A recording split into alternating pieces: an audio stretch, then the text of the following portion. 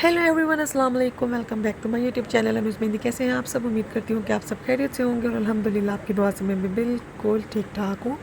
आज आप लोगों के लिए एक मैं बहुत ही खूबसूरत सा एस्थेटिक सा सिंपल सा अरबिक मेहंदी डिज़ाइन लेके आई हूँ, जो कि सिंपल सा फिंगर मेहंदी डिज़ाइन है। उम्मीद करती हूँ कि आपको बहुत अच्छा लगेगा।